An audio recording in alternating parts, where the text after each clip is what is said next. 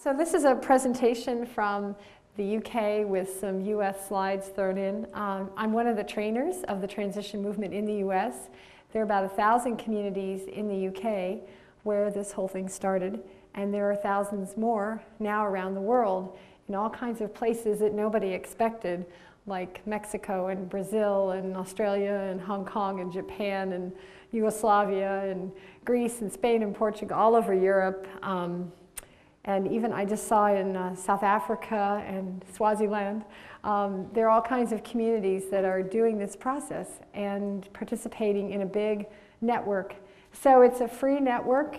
You can go to the website and join it as an individual, as a member of a community local group, a project that you're doing that you want to share. It's just a big, loose, free network of people who are concerned about the time that we're in and want to try to create a more resilient community. And I brought some of my cards if you want the website. But the two major ones for us are transitionnetwork.org. That's the big global network that you can just connect with, and transitionus.org. And the network is actually our second website, and there are a lot of people who signed up on the first one and haven't made the leap to hyperspace to the second one. So for example, in Western Mass, we have 24 towns that have started the transition process, but I think only 5 have registered themselves at the network website. Everybody's just busy doing it, you know, and talking with each other locally. So eventually, over time, I think we'll see more and more stuff going up on the international website. And you're officially invited to go post whatever you're up to and doing. Somebody out in Kentucky will read it and be inspired because they don't have anything like this in their area. So it's just that kind of fun sharing of ideas and inspiration. So the slogan of the transition movement is from oil dependency to local resilience. And we do this, we switch from our dependence on oil and other polluting forms of energy that are in scarce supply in the long run, to local resilience by unleashing the collective genius of the community. So some of you may have heard of the research around collective genius. Anybody heard of this? It's quite fascinating. It studies our neurology and how we think and how we survive and thrive. And what they found is that the Western idea of the one brilliant leader who figures everything out and then tells all the rest of us what we should do is actually not how we're made and not how we do the best. It turns out that our IQ and our intelligence is higher when we participate in a group process, a group dialogue. And while it feels messy and like it's all over the place when we're doing collective genius, it turns out that when people park their egos a little bit at the outside the room and enter it around a common purpose, and that common purpose might be making sure the kids are safe. Like Nancy and I lived in a co-housing community together, and that whole co-housing movement was founded by a bunch of single mothers who wanted to make sure that their kids wouldn't get run over by cars and that they had a sense of community support in raising their kids. And they came up with a whole model that, how many co-housing communities are there now, Nancy, around the world? Do you know? Well, I don't know, around the world, in this country, over 200. Yeah, so it's just a great idea that caught on. Another example is when people were piling sandbags along the Mississippi River when there was flooding a couple of years ago, and how together people responded very quickly when they all understood what the problem was and the need. There was all kinds of creative, immediate action. And MIT and other scientific research institutes have discovered that when people come together with a shared understanding of the problem and a shared commitment to taking action, that the intelligence and the creativity of the group is extraordinarily high.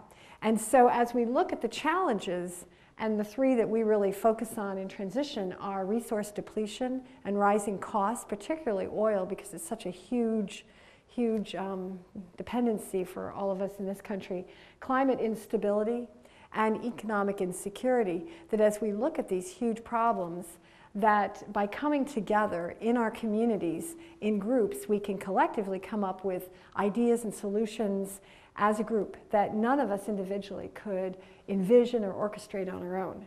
And so part of what's very reassuring about this movement is that we give up the idea that any one of us is going to be God and know all the answers to all these problems. And we just get to work on what we feel passionate about doing. So I'm going to describe how this process is working around the world. The triple challenge of peak oil, global warming, and economic instability have been described by James Howard Kunstler, an author, as the long emergency. Some of you may know his book, The Long Emergency, where he describes how we've built up this system, this whole industrial system that now is really teetering from the weight of all of our clever technologies and our excesses and our idealisms and ambitions. Just in turn, the end of cheap oil is something that has been predicted for a long time. It's not the end of oil. There'll always be some oil in places around the world, but how much energy will it take to get that oil? When will it take a barrel of oil to get a barrel of oil? Then it becomes a fairly ridiculous proposition. Or how much will it cost to get the oil? Or what are the risks and the consequences, like we saw with the Deep Horizon in the Gulf? The reason that the 11 people were celebrating on the deck of that oil rig was because it was the first of its kind to dig so deeply into the ocean, into the earth, over 3 miles. And of course, we don't really know what we're doing at that level and under those kinds of conditions, and there was an accident. And that's the kind of risk that we're looking at increasingly with pulling out these more difficult to access pieces of oil around the planet. We've taken out all the cheap and easy to grab stuff, and now we're to the hard, expensive, high risk stuff. How are we dependent on oil, natural gas, and other fossil fuels? Food, packaging, plastics, transportation, construction and building. In historical perspective, we're going to see that this oil peaking was quite, a rise and a fall that happened rapidly. That notch at the top is the 73-74 oil embargo, when there was a decline in global production. But if we think about where we're headed, we're down that slope pretty quickly, according to a lot of the experts. The International Energy Agency is part of the Organization of Economic Cooperation and Development, which is all the rich countries of the world, Western Europe, US, Canada, Japan, who all get together and look at statistics. They do an energy analysis every year. And this made big news in 2008 when they actually admitted that crude oil from currently producing fields was on the decline. Now notice that they kind of make that all seem better by this light blue section, fields yet to be developed where we've discovered some oil, but if they're 3 miles, 4 miles under the surface of the earth, if they're difficult, expensive, high risk to get out, when does the cost equation and the other problems start to make our lives change dramatically? That's the untold story in this graph. My favorite category is the orange, fields yet to be found. That's where we think we might find them. But notice how it conveniently fills in the gaps so we don't really have to change for the next 20 years in our oil consumption if all these predictions come true. This dark brown is, that's all the really nasty stuff like the tar sands oil shales. And natural gas has been the big hope, but again, what are the costs and the risks of that, shipping it all over the world, et cetera. Just 10 years ago, this idea of peak oil or plateau oil, where we reach a maximum of annual production in oil, sort of the most you can get out of the ground, and every year kind of reach its peak. And a lot of folks think that we hit that peak in 2005 or 6. The U.S. Department of Energy has had that debate, and some folks think that we're past the peak and we're already into the decline in global annual production. Some folks think that we have been getting so efficient and aggressive about pulling the oil out, and when the prices went up in 2008, that spurred more investment, that we're actually using it up faster, and the decline is not going to be 4% like this graph predicted back in 2007, but maybe 7 or 9%, so that we'll see really a fairly rapid drop in the availability of oil on the global market. And that, of course, will mean rising costs. When supply goes down, price goes up, and 2008 was just a shot across the bow, give us a sense of what we're headed towards. There's all kinds of predictions. Each of these little white gray lines are different think tanks, governments, oil industry reports predicting when we're going to reach the peak of global production. It's kind of a big game that everybody has. The point is that as we head down and supply goes down, we're going to see increasing cost. The Bush administration didn't talk about this, but they had some people even publicly working on it in 2005. The Hirsch report said the world has never faced a problem like peak oil without massive mitigation, without action. The problem will be pervasive and not temporary, that we're in this for the long term. Previous energy transitions, from wood to coal and coal to liquid fuels like oil and natural gas, were gradual and evolutionary. People had time to adjust. Oil peaking will be abrupt and revolutionary. It'll hit us hard. And so this is like the great story that's not told in this country.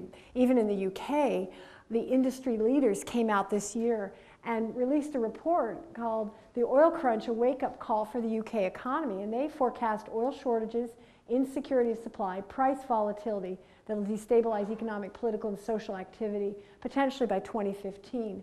British government chief scientist said oil reserves have been exaggerated. Everybody's been talking about this for quite a while. And Obama's oil expert told the French newspaper magazine Le Monde that we could see it as early as next year. So the range of predictions that I've been seeing lately are sort of 1 to 7 years until we get 2008 prices back again. And the Chamber of Commerce even came out and participated in a study. This is just this year. Every president since Richard Nixon has made energy security and independence a priority, at least verbally, but not all of them have really acted on that. Few issues are as essential to our economic well-being. So, this is not a bunch of environmental or flaky kind of doom and gloom, folks. This is all aspects of industry globally. Well, many of you, I'm sure, know about global climate crisis. I'll just give a few key points about the latest science. This is a graph that some of you may have seen before. The purple line is the average global temperature over the past 10,000 years of human civilization. So everything that we've known, agriculture, our civilized world of cities, transportation, has been in the last 10,000 years. And the world's temperature has only fluctuated according to this gold line. The little ice age, the medieval warming, all of those fit within 1 degree centigrade or 1.8 degrees Fahrenheit over the last 10,000 years. Prior to that, we had 1.5 miles of ice above us here, 4 degrees colder Celsius. So you can imagine 4 degrees Celsius warmer is dramatic change in the climate. Weather can do all kinds of crazy things. We might end up with more snow here and we're definitely going to get more water, more precipitation. Europe will get colder. There's all kinds of weird climatic shifts that will happen and weather shifts. But the main point is that with all the carbon dioxide and other greenhouse gases that we're dumping into the atmosphere, we're shifting the world away from what we've known for the past 10,000 years. Some of you may have heard that the insurance industry is no longer willing to insure homes east of the Appalachian Mountains. That people who live on coastlines now, and that's the Hamptons down in Connecticut, even if you're wealthy, you're not going to be protected anymore from hurricanes and flooding as sea levels rise, because the insurance industry knows that global warming is a reality. Scientists are now worried about is what they call runaway global warming, where we don't have a lot of time to kind of just change our light bulbs and decide we want to live differently. We actually have all these feedback loops that we're kicking into place. For example, the more the temperature warms on the planet, the more forests dry out, the more beetle infestation. Our fires now in forests are releasing more CO2, and that then adds to the CO2 burden in the atmosphere that's holding the heat. Prior to industrialization, we had about 285 parts per million. So it's really just in the last 150 years that we've added so much carbon from the coal and from oil and natural gas. Here's the key messages from the scientific community. Civilization is at risk. We have to get below 350 parts per million of carbon dioxide in the atmosphere. That's equivalent. Time is short. We need to take very strong action over the next 2 to 3 years. And our new climate treaty must commit the world to this 350 parts per million goal to get there by 2100. That means rapid action now. When I saw the transition movement, I was just thrilled that here was a group of people that were looking at all the problems and then transforming it into positive action. So transition says, well, look, we've got about 4 major options. If we look at our current context, we're at this kind of climax, or as Rob Hopkins, the founder of the transition movement, says, we've dug ourselves deep into a hole. You can turn this around and think about it as we've gone into a hole, or that we're kind of up teetering in overshoot biologically, as the ecologists would say. As we look into the future, one option is techno-fantasy. Let's just pretend there's no limits. We can just keep inventing things. We'll just be so brilliant that there's nothing that will stop us ever, no resource constraints. Then there's green tech stability, which says, you know, that's ridiculous. There's always limits. If your kid stays up too late, they crash and burn. If you push yourself too hard, you catch a cold. There's overshoot. There's stretching things beyond what we can handle. And the green tech stability, which I have been a fan of because it was hard to talk to my family at Christmas about anything other than a moderate level of change. You know, wash our plastic bags, buy Priuses, eat organic, and maybe all these problems will go away. But transition really does us a favor by saying, no, we've got a much deeper problem than that. Let's look at what we need to do to get back to an approximate level of sustainability like our great-grandparents knew. The alternative is Mad Max, if you know that movie of kind of fighting and nasty, brutish and short and empty sort of road rage.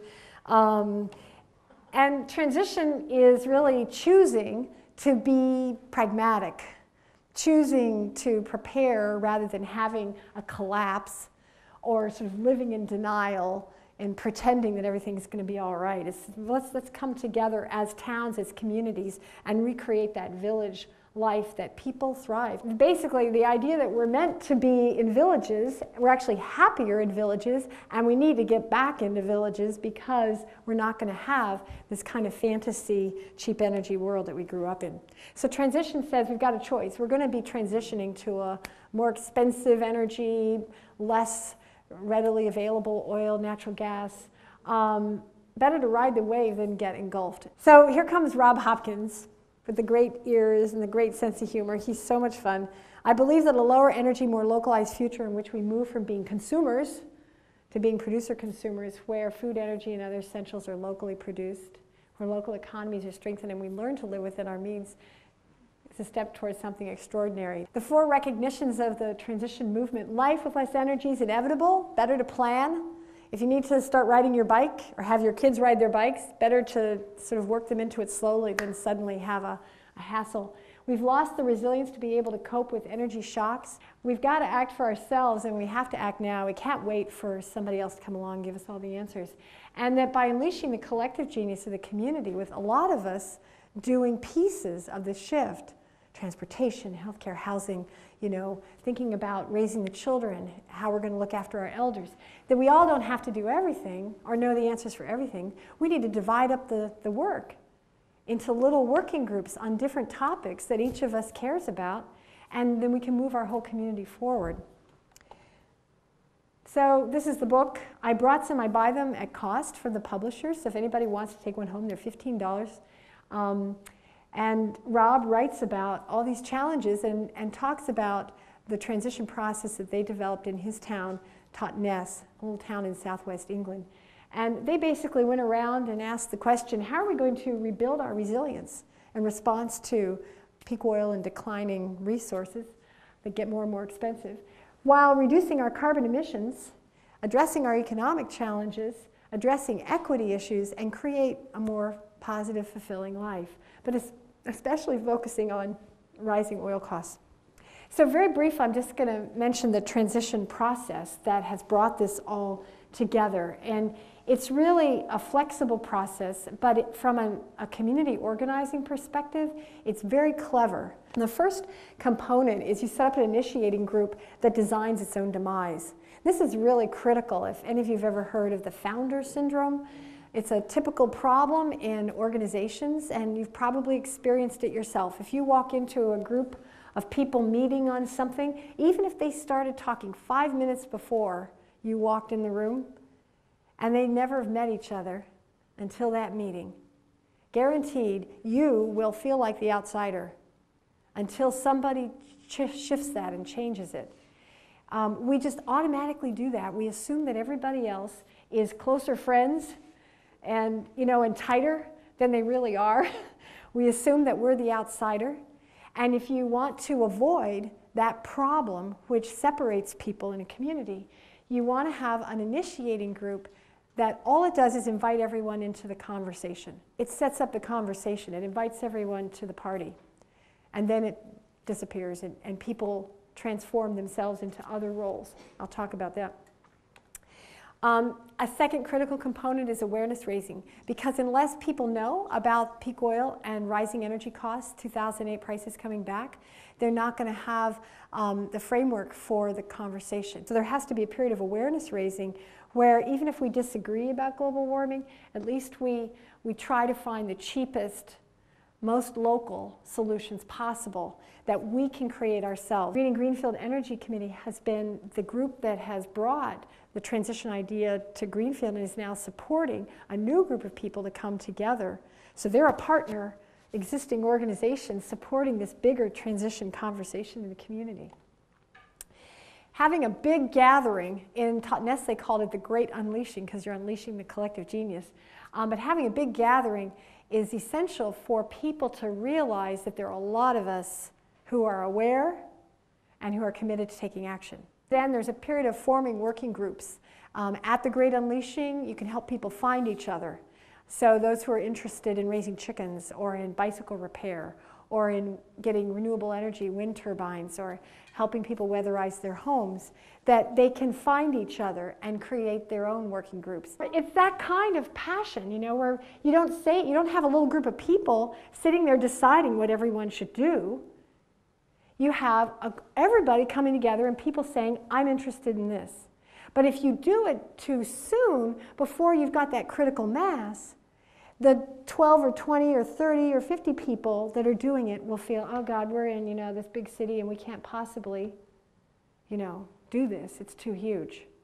And so it's really worth your time to do a lot of outreach and invitation and go out and talk to folks. I just met with Father Stan of Our Lady of Peace, Roman Catholic Church in Turners Falls. 850 families attend that church. He met with us. There's another UCC minister, Barbara Turner Delisle, in Montague Center UCC Church. And she and I went to meet with Father Stan. And at the end of the talk, he bought 10 copies of the Transition Handbook to give to his Peace and Social Justice Commission, because he said, oh, this is what the Catholic Church is all about. It's community resilience. It's community mutual support. It's all of us helping each other and nurturing each other to give our gifts. He's like, this is what we're all about. Or, we had an event in Montague Center where there was a guy who's 60 years old who was a member of the church, and he was kind of skeptical about what this transition thing was. And after we showed the film in transition, he said, oh, I get this. This is how we used to live. And the hippie who was sitting next to him said, oh, this is my dream. And they were like the two most opposite people in the town, I think. We had a young guy who was a hippie farmer and an 82-year-old dairy farmer who became good buddies talking about farming. It's that kind of local community connections that start to happen when you get 200 or 300 people in the room to officially launch this thing. And then you form your working groups and you translate all the excitement using this process called open space technology, which we teach in our weekend training, where people get together in small groups and work on whatever they're passionate about. This is a group in Putney, Vermont. I did an open space event with them, the first one they did. And they came up with, they wanted to eat more locally, and a lot of them were single people who didn't like cooking by themselves, so they came up with the idea of asking a local restaurant owner, who's a buddy of one of them, if he would make a local meal and charge like $5. So all local foods once a month, and there's only one thing on the menu that night, but it's only $5. And if you can't afford to pay anything, you can come for free. And so they now have this monthly locavore dinner at a local restaurant. This is the kind of creative fun that people start having when you use these processes. Another component is having these practical manifestations. So the Grow Food Northampton, that's a practical manifestation. They're saving a piece of farmland. It's a great way to bring people together. In Totnes, this is the mayor of Totnes with the old regalia, because their town was formed in 917 when the Norman invaders came. But walnut trees were a historic, plant in their community, and a lot of them had died or been cut down, and so they were replanting walnuts. Another practical manifestation, they revived their currency from 917. It was too big to fit in anybody's wallet, but they shrunk it down. And when I was over there, they said, well, when 25 businesses were trading it didn't really move, but now we have 65 businesses, and it's really been going. They had a local business school and a university that went around and gave workshops on oil vulnerability for their local businesses. So tapping into all the resource people, all the partnering groups, and asking them, could you support the community with your knowledge? They had lots of reskilling workshops, and this is where everybody had a lot of fun. Instead of talking about global warming, like you guys are the ones that can withstand all that bad news, but most people are not going to come in and hear a lecture about global warming, right? Right? Most of the people, well, you don't need to have them do it, because if we reskill and we weatherize our buildings and we grow more food locally, we'll be doing everything we need to do to address global warming, to reduce our dependence on oil and natural gas and coal and nuclear power and all the other polluting sources and shifting. You don't have to persuade people about all the reasons to do it. You can just start having fun and do it at the community scale, and there'll be a lot of people that will step forward and teach canning lessons, like the guy at the Turnus Falls Farmers Market. He's been jamming jam for decades, and he said, sure, I'll teach a reskilling workshop on how to make jam. I mean, there are tons of people who will help with all these pieces that may or may not even believe global warming is happening. You build a bridge to government, but you wait until later in the process. And this is really important in this country especially. If you start out making this a government project, there are a lot of people who will not participate. They don't like government, they don't like taxes, they're alienated, they feel intimidated. They're not. But if you make it a community process where all of us are coming together and giving our gifts, and we're doing this, and then we link with government, because government has a lot of resources, knowledge, information, and support. So for example, Green and Greenfield has Nancy Hazard, I won't embarrass her because she's not here, but she and some other folks at Green and Greenfield have really come to understand Greenfield city government and how all the different committees function, what their roles are. And so that's a tremendous resource for helping the transition work in the community. But by having the community get together in neighborhoods and as skills activities and doing the open space groups where they work on whatever they're passionate about, chickens or bicycle repair, they're going to do, government can't do it all anyway. And if you want to have the largest number, you organize this as a grassroots process. Honoring the elders is, I'm almost done. Honoring the elders is really a critical piece because they remember how it used to be. They remember how people used to help each other and how we used to organize our lives. And you let it all go where it wants to go. You don't try to manage it or control it or even pretend that you're going to know everything that's happening. And you know it's successful when there's all kinds of stuff going on that people don't even have a full list of. Now, this is what Rob Hopkins wanted to do in the very beginning, create an energy descent plan. You remember that curve going up and down and the sustainable kind of village culture where we still trade around the world, but we don't depend upon it in order to survive. We get all our essentials locally. So he wanted to create a plan, because he's a permaculture designer, permanent agriculture, permanent food systems at the local level. And when he heard about all these problems, he thought, well, rather than designing individual land holdings to be permaculture gardens, where we recycle our waste and compost and we produce energy on site and we retain our rainwater and all that good fun stuff for an individual household, we need to do this at a community level. And that's why he started the Transition Project, was to get his whole town to do a permaculture design process. Well, nobody really wanted to create a design or a descent plan. Energy descent action plan sounds horrible, doesn't it? One of these abstract things. But they loved the great reskilling. They loved getting together and teaching each other how to mend clothes and repair bicycles and all that, grow their gardens. So they didn't actually get around to doing this for 4 years. It just got done last year. And it was a huge process of interviewing all kinds of people in the town. They had nuclear engineers and, and coal industry executives. They had everybody sharing information about how does the system currently work and what are some of the challenges to relocalizing local food, local energy, local economy, local trade, community building. What are all the challenges, the psychological and emotional challenges, the challenges of raising our children, of providing health care for our elders. So they did this huge process of interviewing. But it didn't start out like that. It started out with people having fun and reskilling and getting to know each other and working in their neighborhoods. And then they chose the 20-year, the generational time span, because it's a really good amount of time for imagining the future. It's far enough away that you're pretty likely to get better answers. And the challenges we're facing are so big, we can't afford to do short-term fixes, Band-Aids. We got to really rethink the system. We've got to really think about how we're going to sustain ourselves when the price of all these metals goes up and water is more difficult to get in a lot of parts of the world, and so a lot of people will probably move here, or sea levels rise. We can't do these little moderate tamperings to our current way of life. It's not going to work. So 20 years is big enough that it gets people to think, okay, what are some real big changes that we might be able to pull off in 2 decades? And yet, on the other hand, it's short enough a time period that everybody who participates can imagine being alive. So it's very personal.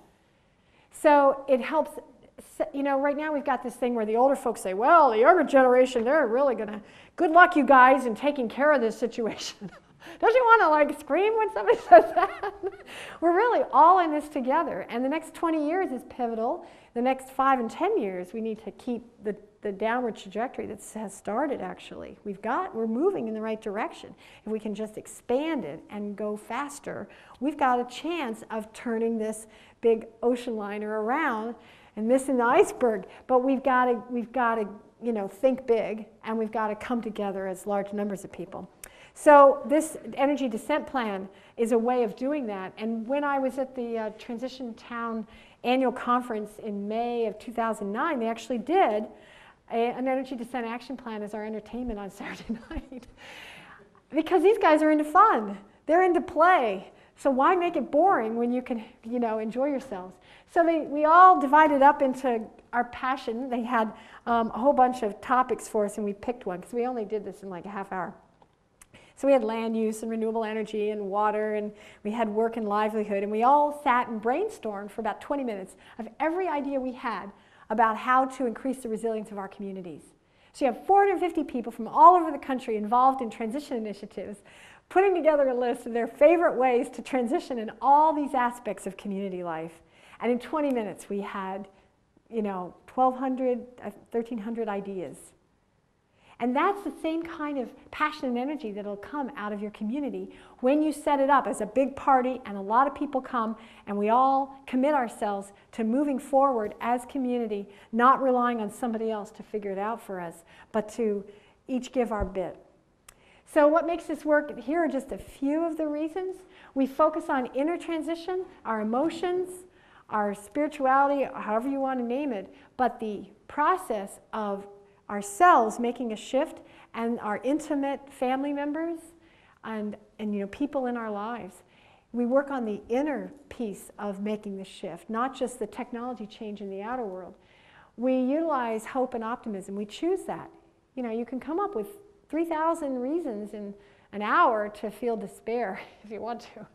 I've tried it, and it's no fun. And then you're at the end of it, you're not any better off than you were when you started.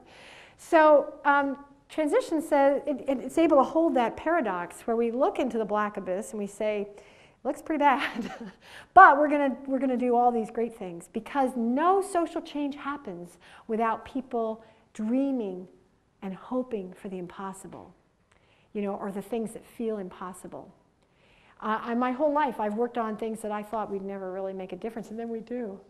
It's just because you have to get it, you know this, you don't think you're going to get that term paper written, and then you start, and you just keep plodding along, and gradually it unfolds, and you go through the ups and downs, the inner and the outer change, and then you get there. And that's what we do in transition. The vision of an abundant future, we really do have that possibility with all the creative things that human beings have invented, all the technologies. We're very smart, and we're very adaptable when we decide to be.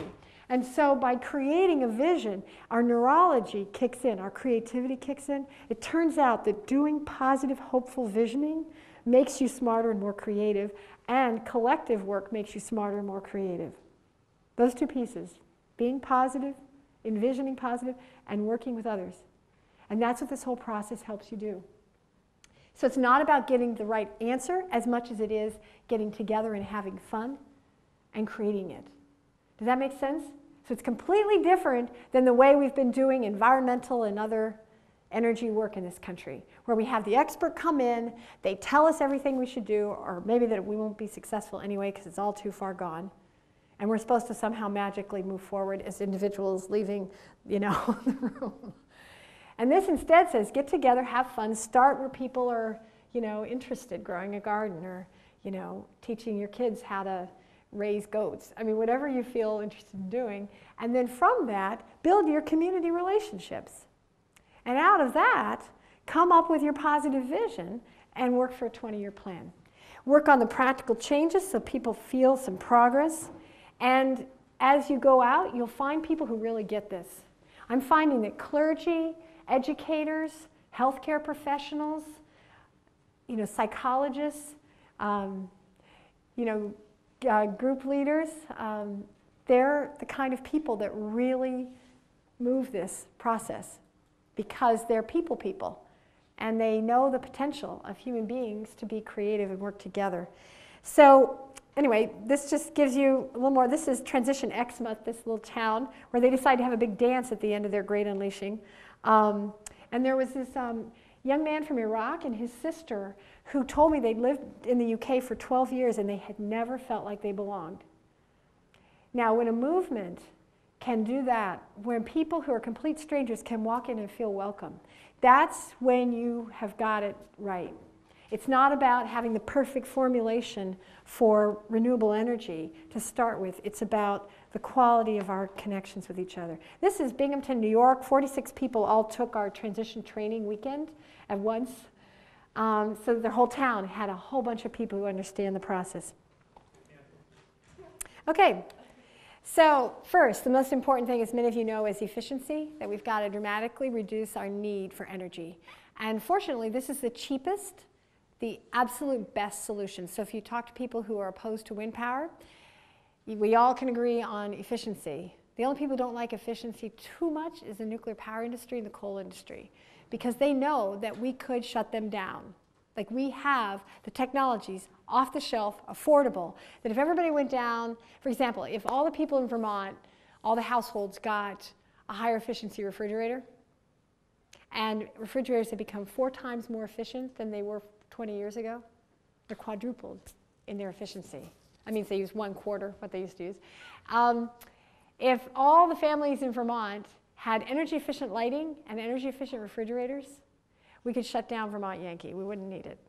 Just those 2 things. This was like 7 years ago. So electricity demand keeps going up. So it's probably not quite true. But it's very similar. Yeah.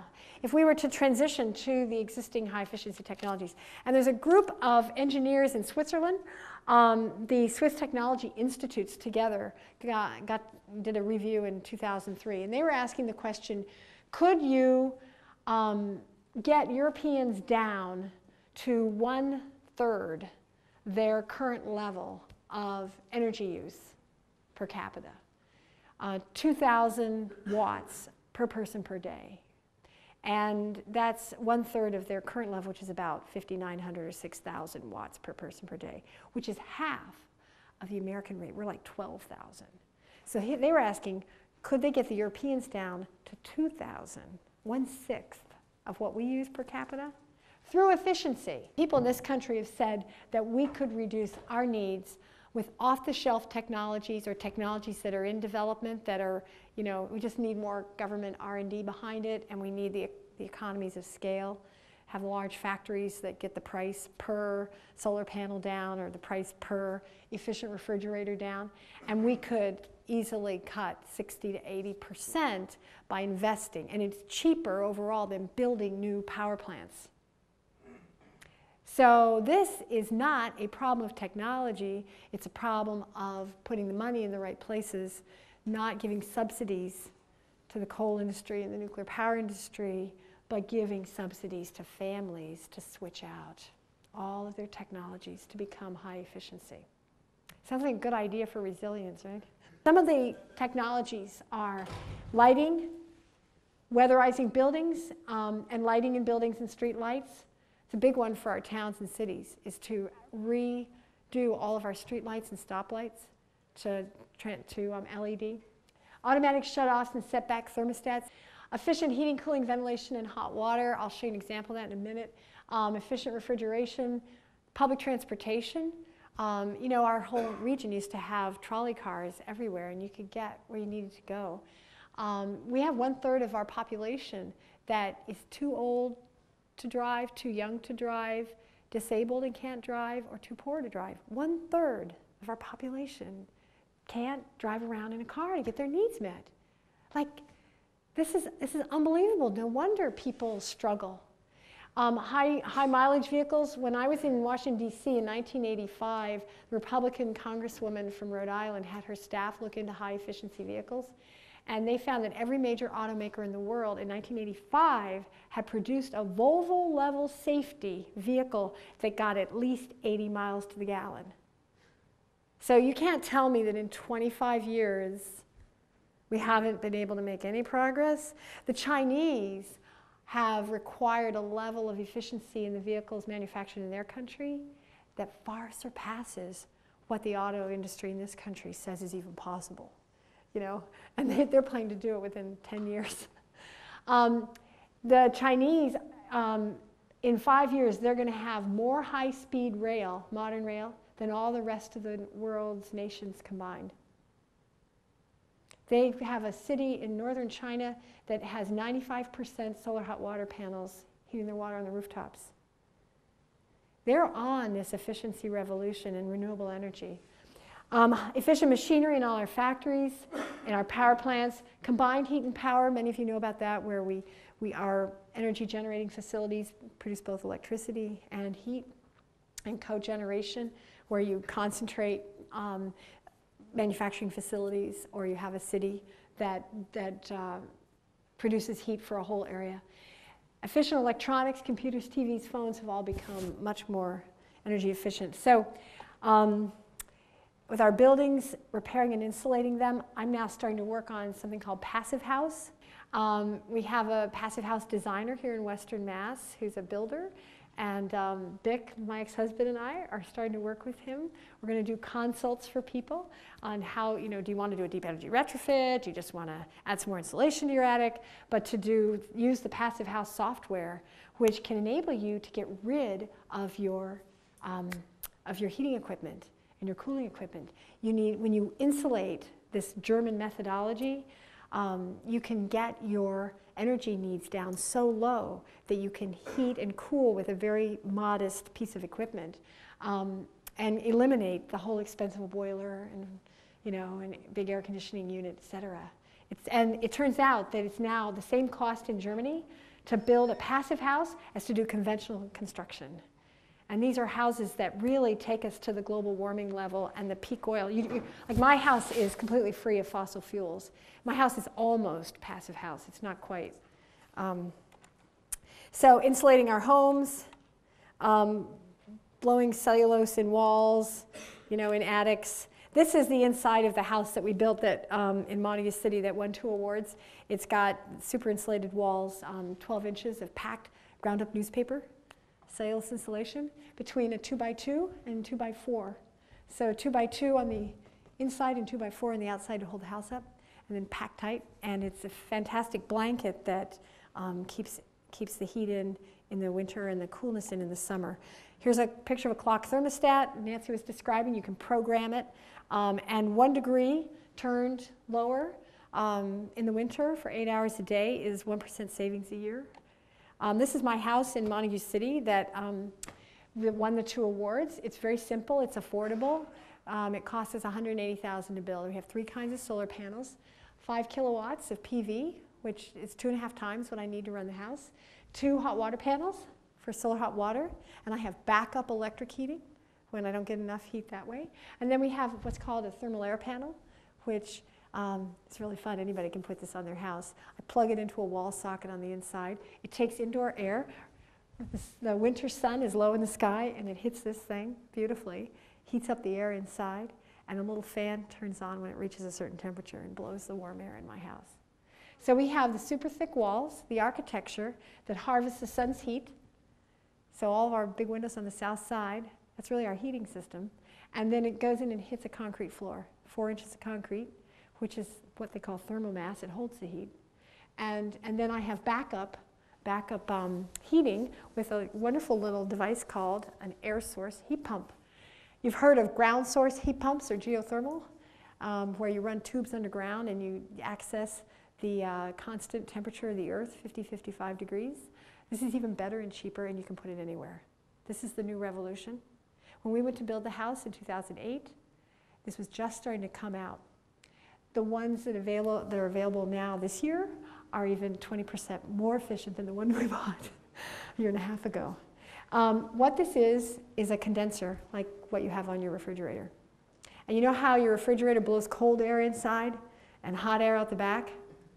These things can do either. You can blow cold in, you can blow heat in. It switches according to the weather outside. And it condenses moisture out of the air, just like your refrigerator condenser condenses moisture out of the air. And you can do it even at 15 below. It's not as efficient. It's really efficient at like 20, 25, 30 degrees outside, which is a lot of the year when you need heat. But it still functions even at those lower temperatures because there's still moisture in the air, believe it or not, at 15 below. And it condenses that moisture out and blows the warm air in. My house is so well insulated, I only need this little tiny thing. It costs $2,500, $500 to install, $3,000. That's my heating and cooling and an air purifying system to boot. And I run it all off my PV panels. You can run it off of, wind turbines. And you can put them in, they're putting them now in schools. So this is the wave of the future. We can get off of fossil fuels completely and heat and cool our homes. And the more we use local electricity, the better. Okay, so envisioning sustainable buildings and communities. Tom was talking about the clustered, walkable, bikeable, where you have rail transportation. I always imagine myself as a European, and I just think, okay, how would Europeans build and transport themselves? When I went to I turned 50 this year, but when I went to my high school reunion a couple of years ago, all my friends said, how did you manage not to gain any weight? You're still the same size in high school. And I said, well, give up your car and bicycle everywhere and you won't have any problems. I mean, it is a pain in the neck when it's cold and icy and snowy. But we can rebuild all those rail and trolley lines. If we do it soon, we can do it before our economy really hits the skids. Hot water panels and the on-demand backup heaters, space heating. I mentioned all this super insulated passive solar heating you just saw in my house, and the air source heat pumps. Okay, public transportation. This is a really interesting piece of information from, you guys are back, so that must mean you're ready to go. We're back. This is a really important study from Jacobson, who's out at Stanford, and he compared all the different fuel sources for transporting ourselves. And he said biofuels is the worst. It's worse than nuclear power, worse than coal, because it competes for food, and because of the soil erosion, and because of the bioengineering, genetically engineered problems. That's a whole conversation, but it turns out that the amount of energy you put in, get energy out, it only is working while we have cheap oil. Unless you go to Southeast Asia and cut down all the rainforests to build biofuels plants, palm oil plantations. But that actually increases greenhouse gas emissions. Be better to burn oil than to make biofuels out of rainforests and out of coal in some cases. I'm sorry, out of corn in some cases. In some cases, they show a positive net. But overall, he says it's worse. But the best is wind-powered and plug-in electric vehicles. It's very interesting is that electric vehicles only have about 80 to 90 key parts, whereas the internal combustion engine has over 220 parts that can break down. It has all these valves and rubber gaskets and all these things that are problematic. With electric vehicles, if we can figure out how to manage the battery problem, and if we have rail so that you don't need to have a car to get that far, we could make a fairly decent transition to a whole bunch of these smaller vehicles. A lot of fun vehicles too. Renewable energy, these statistics are old. It's now much better than that, where they're talking about 75% of our needs. There was a new study out, I should get rid of this slide, by the Institute for Local Self-Reliance in Minnesota. And they say that all but a few places in the United States could right now, with only 8% efficiency improvements, provide 92% of their energy needs themselves. So Massachusetts would do it with on and offshore wind combined with PV, a little bit of hydro, but we could provide all of our electricity needs in state through renewable energy, a little bit of efficiency. The wind power potential that I mentioned. Again, Jacobson at Stanford, he said they looked at 13,000 sites around the world where you could build a wind farm.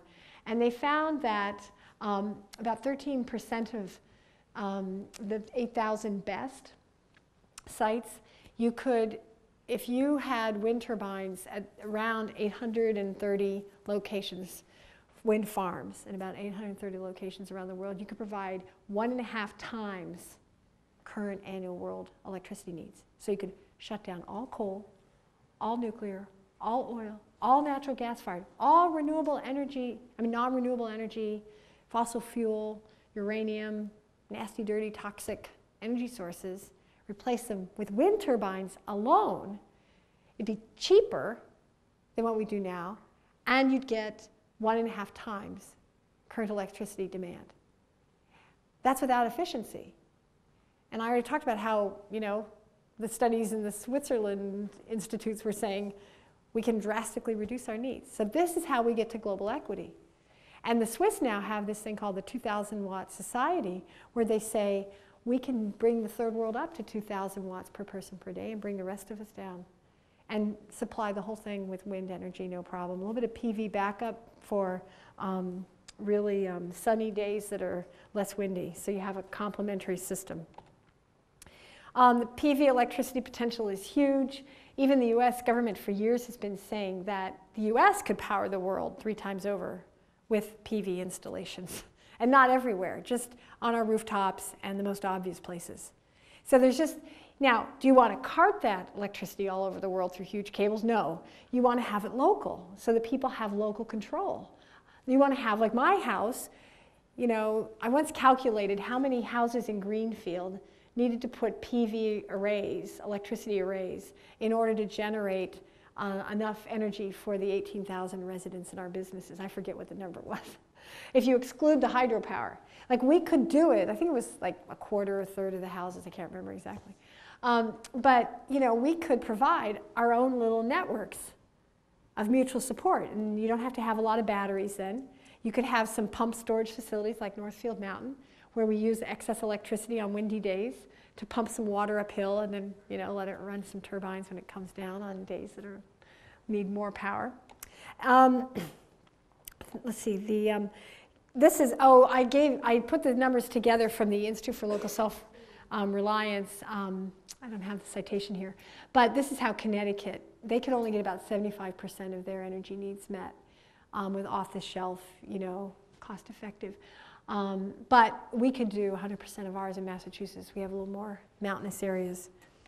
So a sustainable electricity system, be very localized. First, we capture all the waste steam from hospitals and universities. Right now, there have been laws on the books where the electric utilities don't allow the waste steam to run generators and feed into the grid, feed electricity into the grid, because it takes away from people being dependent on them. So the first thing we do is harness that, and that's maybe 5 or 7% in some states, just the waste. And then the wind turbines, because they're cheapest and they're most reliable, least environmental damage. They're intermittent, but they're reliable. When people say they're unreliable, no. They're reliable, they're just intermittent, so you have to have a big grid, a network of it. Photovoltaic electricity panels, the concentrating solar, those are those big dishes they build out in the Southwest. Hydropower, wave and tidal, geothermal, or really ground source, and fuel cells. So biomass has been thought of as a potential baseload, but as we look more and more into it, we're finding that it's not. It's a net loss every time you burn wood, because you have to take energy to cut down the trees, transport them, build the plants, burn it, and then you've got waste to deal with. You've got water pumping. So it turns out that you have to keep cutting down more to get the same amount. It's not a net neutrality kind of thing. Increasing vegetation and health of soils. I talked about the importance of organic local farming to re-sequester all the carbon in the soils. I met a guy from the University of Illinois who's doing this work.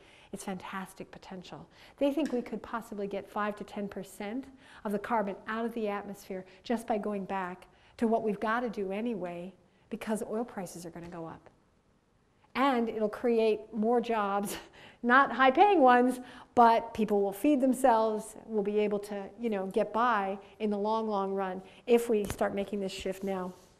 Okay, I probably should stop here so we have some time, but there's a whole set of questions that when I worked as a consultant for the Sustainability Institute, we came up with that you should ask about any kind of energy solution. And if you ask all these questions, what are the costs? What are the impacts on the environment of these various options? What are the impacts on health and on community well-being, like injuries, toxic facilities that can blow up, like Al-Qaeda targeted nuclear power plants. They also looked at targeting chlorine in centralized water purification plants because it's a killer gas. If we look at economic impacts, not only in the short run, but in terms of equity in society, which types of energy concentrate wealth and power? When I was at Clean Water Action and we were trying to get the legislature to approve the Cape Wind turbines off of Nantucket, the people who were fighting us in the State House and the Massachusetts legislature, it was not a bunch of wealthy people or citizens. It was Dominion Coal Company, which owns 2 big coal plants in our state, and Entergy, which owns Vermont Yankee. It was the nuclear power industry and the coal industry that didn't want us to have those wind turbines go in. So that's because they make a lot of money off of our dependence on their electricity.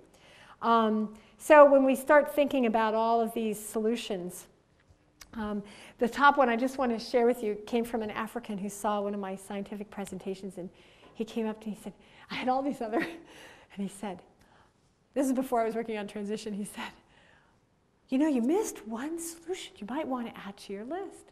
And he was so polite, and I said, oh, tell me what. He said, sharing. And then right after that, I learned about the transition movement. I thought, God, we Americans, we're so into control and our own thing. Like the idea that we could have a network of PV panels that can provide all our own local electricity. We don't think of that. We think, oh, we have to depend upon, some external corporate, government, whatever thing out there. Okay, so I'm going to stop here because otherwise we'll just go forever on all the bad choices and all the problems ahead. But there were some, I want to see if I had some, oh yeah. So this is from some of the climate scientists, that if we phase out coal by 2030, if we end deforestation by 2015, if we grow organic, local farms and build up our soils with all that dead plant material, because all the plants grew from carbon, right? So you get carbon out of the atmosphere, makes plants, and then the plants you put into the soil and build up the soil. Now you have healthier plants, healthier ecosystems, and better food supply. And don't tap into this basically means don't go to Alberta and dig up the tar sands, and don't go into New York and Pennsylvania and pull out the natural gas. And the oil shale and the methyl hydrates that I was mentioning earlier, those frozen crystals. And we actually could potentially stop the runaway global warming.